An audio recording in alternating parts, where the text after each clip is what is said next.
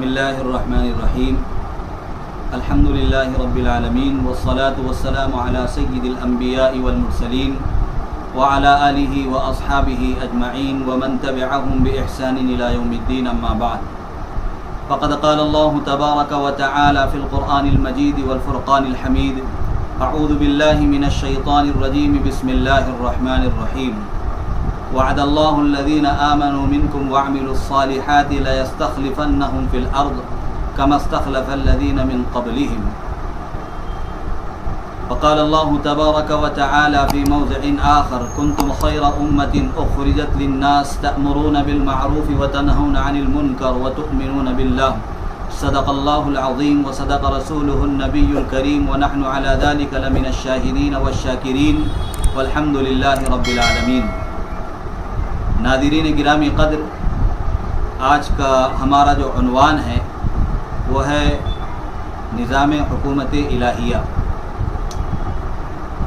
ये निज़ाम कोई नया निज़ाम नहीं है, बल्कि अल्लाह रब्बुल इज़्ज़त ने जब से इस दुनिया को कायम फरमाया है और अम्बिया अलैहिमुस्सलातु वस्सलाम की बेअसत इस दुनिया में फरमाई है, उसी के साथ अम्बिया अलैहिमुस्सलातु वस्सलाम को इस बात की तलक़ीन की है कि आप इस दुनिया में जाकर हुकूमत इलाहिया या खिलाफत राशिदा के क़ियाम को अंजाम देंगे।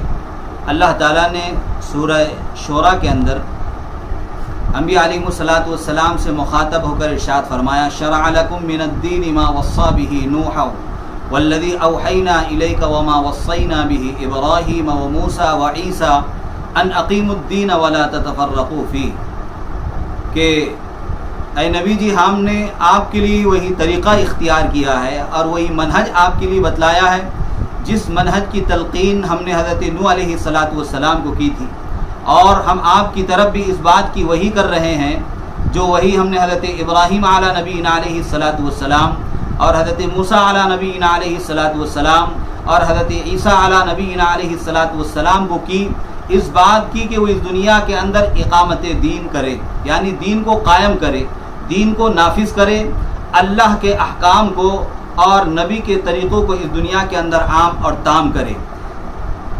अल्लाह रब्बुल इज़्ज़त ने ये हुक्म जो दिया है, और इस आयत से मुराद भी हुकूमत इलाहिया का क़ियाम है। गोया कि इन आयतों से पता चलता है कि हुकूमत इलाहिया का क़ियाम उम्मत मुस्लिमा पर और हर दौर में अम्बिया अलैहिमुस्सलातु वस्सलाम पर फ़र्ज़ रहा है कि आप दीन को कायम करें, वला ततफ़र्रक़ू फ़ीह, और आपस में आप तफरीक़ न करें। हुकूमत इलाहिया का क़ियाम हुज़ूर अकरम सल्लल्लाहु अलैहि वसल्लम ने और आपके पर्दा फरमाने के बाद हज़रात सहाबा किराम रिज़वानुल्लाहि ताला अलैहिम अजमईन ने भी जारी रखा, जिसका सिलसिला तकरीबन 30 साल तक जारी रहा। उसके बाद यके बाद दिगर और खुलफा ने इस सिलसिले को कायम किया।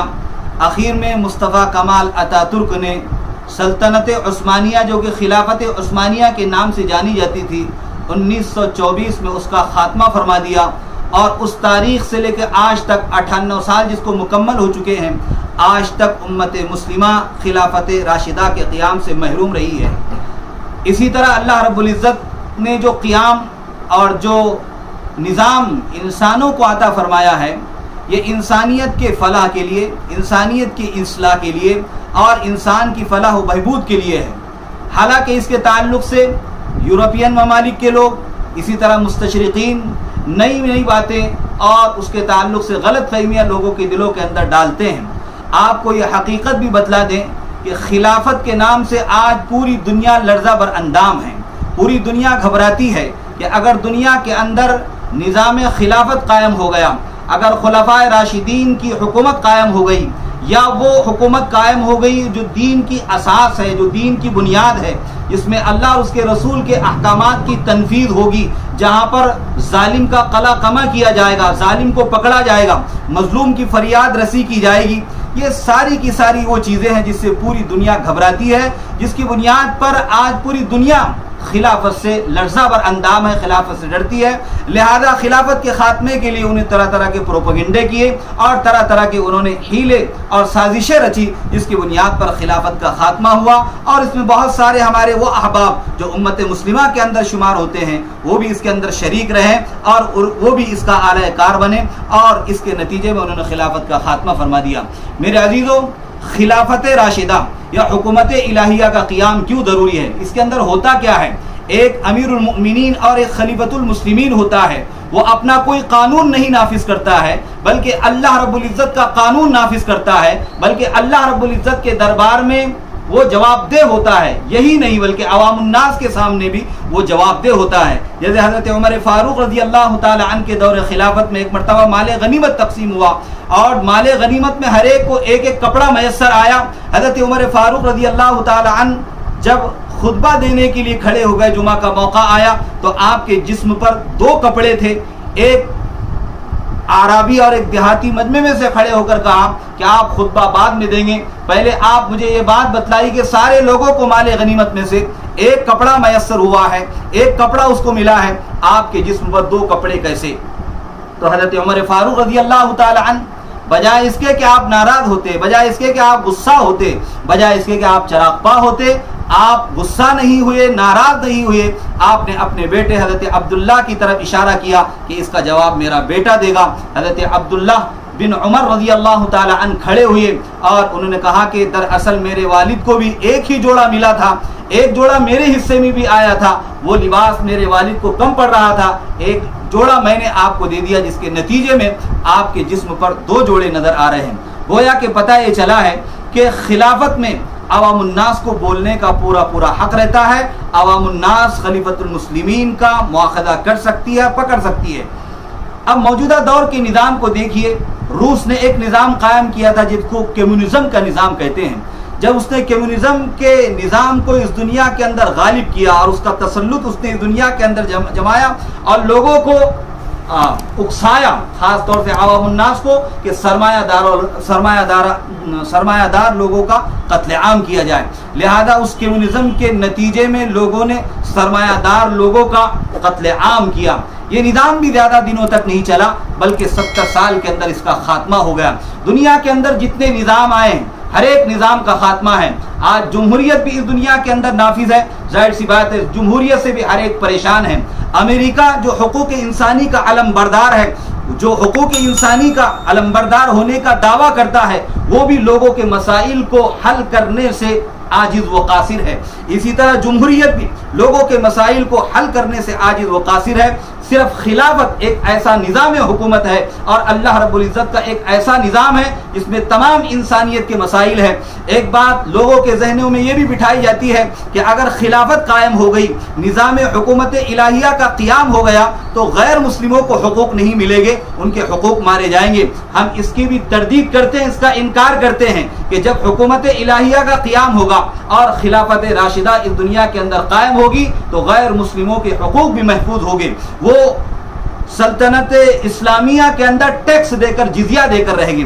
और ये टैक्स का फलसफा और ये जिजिये का फलसफा ये है कि जिस तरह एक मुसलमान के जान की, माल की, इज्जत की, आबरू की हिफाजत की जाती है, इसी तरह एक गैर मुस्लिम के जान की, माल की, इज्जत की, आबरू की हिफाजत की जाएगी। और उसका दूसरा फलसफा ये है कि जाहिर सी बात है गैर मुस्लिम इस्लामी सल्तनत के अंदर टैक्स देने से आजिज और कासिर रहते हैं या उन पर वो नागवारी गुजरती है, तो उसके नतीजे में उनको गौर व फिक्र का मौका मिलता है। वह इस्लाम को करीब से देखना चाहते हैं, फिर कुरान और हदीस का मुताले और तदब्बर और तफक्कुर का उनको मौका मिलता है, फिर वो उसको पढ़ते हैं, फिर हल्का बगोश इस्लाम होते हैं और इस्लाम के अंदर वो दाखिला ले लेते हैं। ये फलसफा है जिजिये का। आज देख लीजिए, खिलाफत का क़ियाम इस दुनिया के अंदर नहीं है तो हो रहा ये है कि जेलों के अंदर उन दो लोगों को डाला जा रहा है जो मजलूम हैं, जो बेयारो मददगार है, जिनका कोई जुर्म नहीं है, वो आज जेलों की सलाखों के पीछे हैं। लेकिन जो लोग जालिम हैं, जिन लोगों ने अत्याचार किए, जिन लोगों ने जुल्म किया है, वो बाहर हैं और वो घूम रहे हैं। अदालतें बिक चुकी है, जबकि हुकूमत इलाहिया के अंदर और खिलाफत राशिदा के अंदर खलीफतुल मुस्लिमीन के ताल्लुक से ये मसला है, ये फैसला है कि कादी उनको अदालत में घसीट सकता है, कादी उनको अदालत में ला सकता है। तो खलीफतुल मुस्लिमीन को भी और अमीरुल मुस्लिमीन को भी अदालत में आना पड़ेगा। उसके ताल्लुक से अगर कोई मुकदमा दायर कर देता है, उनके खिलाफ कोई मुकदमा दायर कर देता है, उसको आना पड़ेगा और आने के बाद उसको अपनी सफाई देनी पड़ेगी। ऐसा नहीं है कि भाई ये मुल्क के पीएम है, मुल्क के सीएम है या मुल्क के राष्ट्रपति है, वजीर आजम है, अगर इनसे कोई गुनाह सरजद हो जाए तो इनको कोई सजा नहीं मिलेगी, अदलिया बिक जाएगी और अदलिया इनके मुताबिक फैसला कर देगी। ऐसा नहीं होगा। आज दुनिया के अंदर जो निज़ाम भी कायम है वो सारे के सारे निज़ाम बातिल है। आज हम एक हिंदुस्तानी शहरी होने की हैसियत से हमारे अंदर ये एहसास है कि मुल्क हिंदुस्तान को सबसे ज़्यादा खिलाफत राशिदा की ज़रूरत है और इसी खिलाफत राशिदा के अंदर पूरी इंसानियत चैन व सुकून हासिल कर सकती है। अल्लाह ताला से दुआ करें कि अल्लाह ताला हम सबको हुकूमत इलाहिया के क़ियाम के लिए और खिलाफत राशिदा के क़ियाम के लिए कबूल फरमाएँ। व आखिर दावाना अनिल हम्दुलिल्लाहि रब्बिल आलमीन।